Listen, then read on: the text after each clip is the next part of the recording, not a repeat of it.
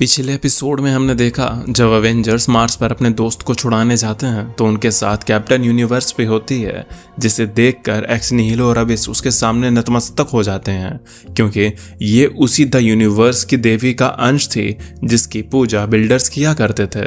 पर एलएफ जो कि एक रोबोट है वो द यूनिवर्स की प्रेजेंस को सार्थक नहीं मानता, इसलिए वो उस पे हमला कर देता है।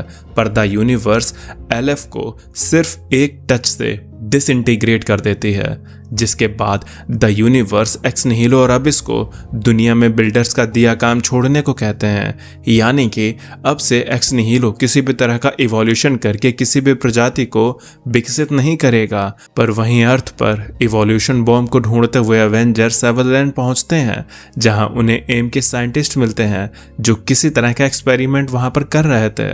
पर अवेंजर्स उन्हें गिरफ्तार कर लेते हैं, लेकिन नॉर्वे में एक और इवोल्यूशन बॉम्ब गिरा था जिसकी खबर अवेंजर्स तक को नहीं थी।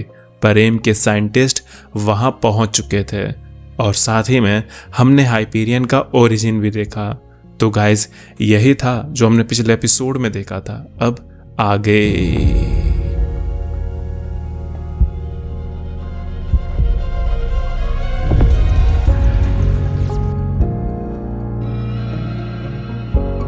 कहानी की शुरुआत अर्थ से दूर आउटर स्पेस में होती है, जहां शियार अंपायर पर किसी तरह की मुसीबत आ चुकी थी। लिलांड्रा जो कि शियार की क्वीन है, वो अपने स्मेशल व्रिल रॉक को पास के ही गैलेक्सी में अर्थ पर उन्हें वार्न करने के लिए भेजती है। साथ ही में वो उनसे मदद मांगने को भी कहती है, जिस पे ब्रिल रॉक लिलैंड्रा को ये वचन देते हुए वहां से निकलता है कि शियार अंपायर की रक्षा के लिए वो अपनी जान पे भी खेलकर आपका संदेश अर्थ तक पहुंचाएगा। पर व्रिल रॉक के साथ होता भी यही है। रास्ते में उसका शिप क्रैश हो जाता है, लेकिन व्रिल रॉक ने वादा किया था कि वो अपनी जान पर खेल के भी उनका संदेश अर्थ पर पहुंचाएगा। और तभी व्रिल रॉक अर्थ के एक खेत में आकर गिरता है, लेकिन अवेंजर्स को वार्न करने से पहले ही, उनसे मदद मांगने से पहले ही व्रिल रॉक मर जाता है। लेकिन स्मेशर के एक्सोस्केप्स का एक टुकड़ा उसी खेत में कुछ दूरी पर आ गिरा था। ये स्मेशर के स्पेक्स का वो टुकड़ा था जो कि शियार टेक्नोलॉजी से बना था, और वो टुकड़ा धीरे धीरे अपने एक्सो स्पेक्स के रूप में बदल जाता है, जिसे वहीं पर रहने वाली एक लड़की इजी केन उठा लेती है क्योंकि उसे अपने खेत में किसी तरह के धमाके की आवाज आई थी। और अगली सुबह जब इजी केन अपने पिता को पिछली रात की हुई घटना के बारे में बताती है तो इजी का फादर कहते हैं वो इसे बाद में सुनेंगे, पर देखो तुम्हारे दादा ने क्या किया है। वो फिर से जानवरों के बाड़े को वहां से हटाने की बात कर रहे हैं। मैं तो उन्हें समझा कर थक चुका हूँ, तुम ही उनको समझाओ जाकर। तब इजी केन अपने दादाजी से बात करने जाती है जो कि अल्जाइमर के पेशेंट है। इजी उनसे प्यार से पेश आती है, जिसपे दादाजी कहते हैं तुम यहाँ पर क्यों हो? तुम्हें तो एस्ट्रोनॉमी, तारों और आकाशगंगाओं की खोज करने का जुनून सवार था ना बचपन में, तब तुम यहाँ पर रह के खुद का टाइम क्यों वेस्ट कर रही हो? जिस पर इजी ने कहा, किसने कहा कि मैं टाइम वेस्ट कर रही हूँ? मैं यहीं से अपनी पढ़ाई कर रही हूँ, और वैसे भी आपकी आधी पेंशन की कमाई से मैंने एक टेलीस्कोप ले लिया है, उसी से मैं हर रोज तारों को देखती हूँ। और यहाँ कोलोराडो में ज़्यादा रोशनी नहीं है तो मुझे आसमान साफ दिखता है, और साथ में मैं आपसे भी दूर नहीं रहती हूँ, वरना आपका ख्याल कौन रखेगा दद्दू?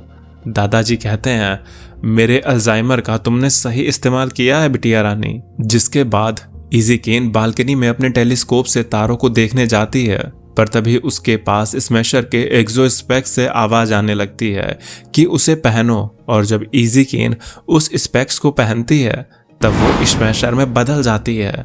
एक्सोस्पेक्स की वजह से इजी केन को अब दूर की आकाशगंगा, उनका मैप, हर तरह की चीज उसे दिखाई देने लगी थी।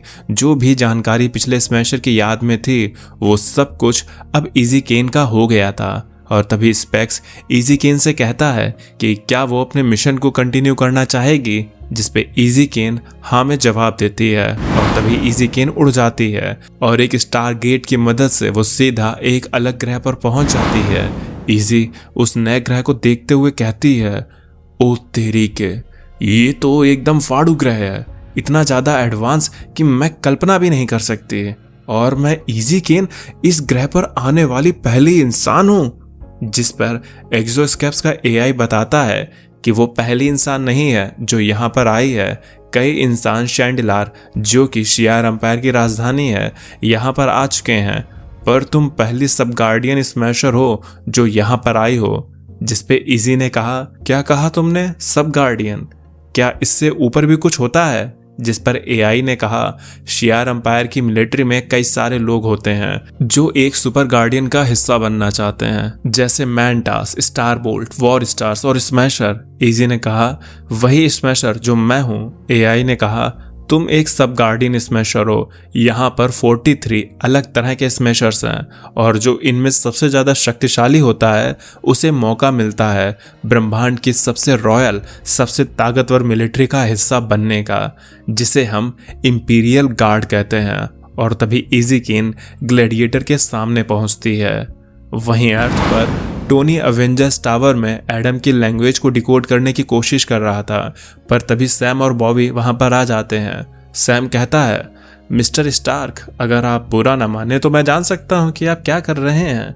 टोनी ने कहा, अरे आओ आओ, जरूर आओ। मैं इस नए पैदा हुए एडम की लैंग्वेज को डिकोड करने की कोशिश कर रहा हूँ। इसकी लैंग्वेज बहुत ही अजीब है। पिछले 40 घंटों की रिसर्च के बाद जानते हो मुझे क्या मिला? बॉबी ने पूछा। क्या मिला आपको? टोनी ने कहा, इसका नाम है ब्लैक वेल। सैम ने कहा, क्या मतलब ब्लैक वेल? मैंने ब्लैक मैजिक, ब्लैक पैंथर और यहाँ तक कि कल्लू कालिया नाम सुना था। इसका ब्लैक वेल कैसे ही नाम हो सकता है? टोनी ने कहा, अब जैसा भी नाम है, मुझे बस यही मिला, पर मैं अभी भी इसके शब्दों को समझने की कोशिश कर रहा हूँ। सैम ने पूछा, यहाँ पर कैप्टन अमेरिका और बाकी के हीरोज नहीं दिख रहे हैं, वो सब किधर गए हैं? जिस पे टोनी ने कहा, वो सब लोग दूसरी दुनिया को बचाने के लिए गए हैं। वहीं शियार गैलेक्टिक रिम पर अभी भी हमला जारी था और एकल मैंटा से कहती है कि गैलेन जा चुका है। मैंटा ने कहा, क्या एक और स्मैशर भी गया? ओ नहीं, क्योंकि तभी वहां पर सेंटिएंट ड्रोन का पूरा आर्माडा आ जाता है और एकल कहती है, हमें जितना हो सके उतनी मदद की जरूरत पड़ने वाली है। पर तभी कैप्टन अमेरिका, लोगन, ब्रूस बैनर मैनीफोल्ड के टेलीपोर्टेशन की मदद से वहां पर आ जाते हैं। पर इस सेंटिएंट ड्रोन का आर्माडा में जाइंट साइज रोबोट्स भी शामिल थे जो सीधा वहां पर उतरने लगते हैं। स्मैशर ब्रूस से पूछती है, ये सब इतने सारे हैं, हम इनका कैसे सामना करेंगे? ब्रूस अपना स्पेक्टिकल निकालते हुए स्मैशर को देते हुए कहता है, ये रहा मेरा चश्मा, और तुम्हारा ये चश्मा तुम्हें क्या बनाता है? इजी ने कहा, स्मैशर।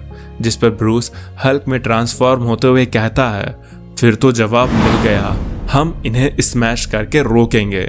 और हल्क उन मशीन्स पर हमला कर देता है। अब अवेंजर्स की एक टीम शियार एम्पायर के जायंट रिम को बचाने के लिए वहां तैनात हो जाते हैं। वहीं इजी केन यानी स्मैशर को भी ये समझ आता है कि उसे याद रखना होगा कि वो स्मैशर है, और अब स्मैशर अपनी पावर के साथ उन ड्रोन्स को तबाह करने लगती है। लेकिन ये लोग इतना काफ़ी नहीं थे उनसे निपटने के लिए कि तभी वहां पर ग्लैडिएटर अपने इंपीरियल गार्ड के साथ वहां पहुंच जाता है। ग्लैडिएटर जो कि इंपीरियल गार्ड्स का एक महान योद्धा है और उनका प्रमुख है, उनके आते ही वो लोग युद्ध जीत जाते हैं। इसके बाद जब ग्लैडिएटर खुद इजी केन के स्मैशर से मिलता है तो कहता है, मैंने जंग में तुम्हें लड़ते हुए देखा, तुम पृथ्वी से हो, तो बताओ स्मैशर, क्या तुम इस इंपीरियल गार्ड की टीम का ज्वाइन करना चाहोगे?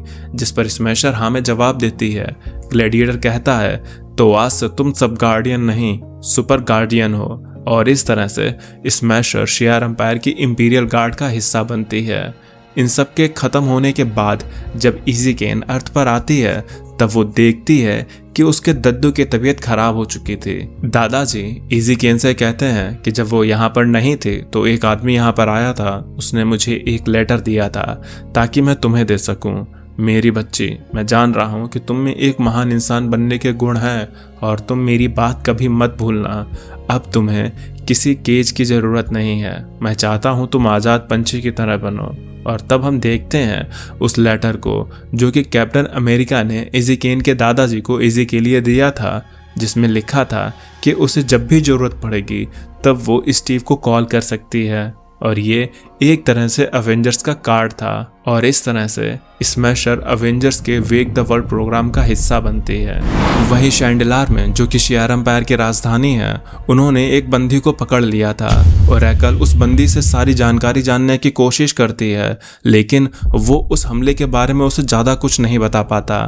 तब ग्लैडिएटर पूछता है कि ओरेकल को उससे क्या जानकारी मिली है। ओरेकल कहती है कि ये लोग यहाँ पर हम पर हमला करने के उद्देश्य से नहीं आए थे, बल्कि ये लोग यहाँ से भाग रहे थे। कोई तो है जो इनके पीछे पड़ा हुआ था।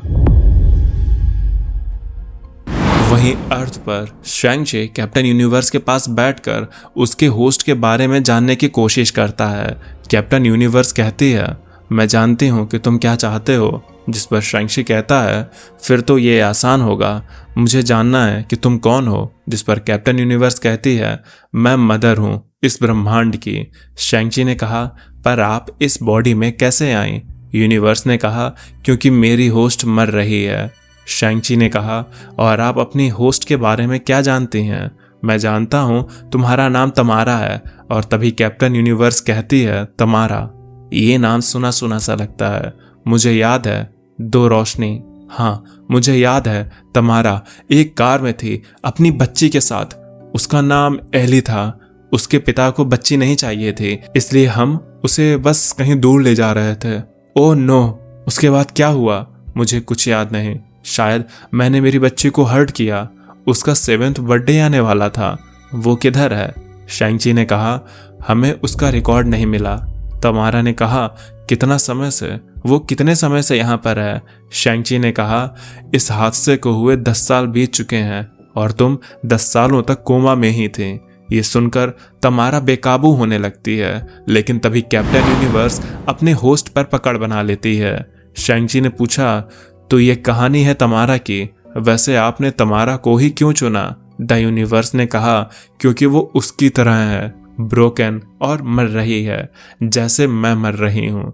मैं जानती हूँ तुम सोच रहे होगे कि मैंने अर्थ पर ही अपना होस्ट क्यों चुना, क्योंकि अर्थ ही इस यूनिवर्स का एक्सिस है। इसी के इर्द गिर्द सारी चीजें घूमती हैं, इसलिए अर्थ महत्वपूर्ण हो जाती है और मेरी होस्ट मेरी ही तरह मर रही है।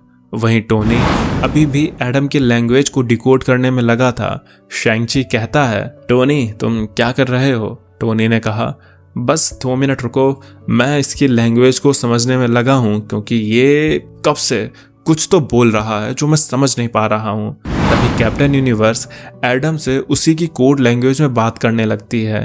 टोनी पलट के देखता है, क्या तुम इसकी लैंग्वेज को जानती हो? तुम इसकी भाषा को समझ सकती हो? देखो, मैंने भी इसकी भाषा समझने की कोशिश की और जानते ही इसका नाम मुझे पता चला, ब्लैक व्हेल। जिस पर कैप्टन यूनिवर्स ने कहा, मैं जानती हूँ टोनी स्टार्क, तुम बहुत समझदार हो और तुम्हारी मशीनें ही तुम्हारा सबसे बड़ा आविष्कार होते हैं, लेकिन यहाँ पर तुम गलत हो। इसका नाम ब्लैक व्हेल नहीं, इसका नाम है नाइट मास्क। और तभी एडम फिर से कुछ बोलने लगता है। स्पाइडी कहता है, अगर तुम इसकी भाषा जानती हो तो ये बताओगी कि ये बोल क्या रहा है? इस पर कैप्टन यूनिवर्स नाइट मास्क के मुंह पर अपनी शक्ति से उसकी भाषा को इंसानी भाषा में बदलते हुए कहती है, ये जो भी कह रहा है तुम खुद इसके मुंह से सुन लो। तभी नाइट मास्क कहता है, सिस्टम टूट रहा है, वो आ रहा है, वो आने ही वाला है, व्हाइट इवेंट आने ही वाला है। और तभी अवेंजर्स टावर के ऊपर तेज की रोशनी छा जाती है और हम देखते हैं ये रोशनी ब्रह्मांड से अर्थ की तरफ ही आ रही है, जिसे नाइट मास्क व्हाइट इवेंट का नाम दे रहा है। और आज का ये एपिसोड यहीं पर ख़त्म हो जाता है। अब आगे देखना होगा कि ये व्हाइट इवेंट क्या भला है। तो गाइस, अगर आपको ये एपिसोड पसंद आया हो तो इस वीडियो को लाइक करना, चैनल को बिना सब्सक्राइब किए देख रहे हो तो सब्सक्राइब कर लेना। अब मैं चलता हूँ, आप मेरी बाकी की वीडियोज़ एंजॉय करें और खुश रहें।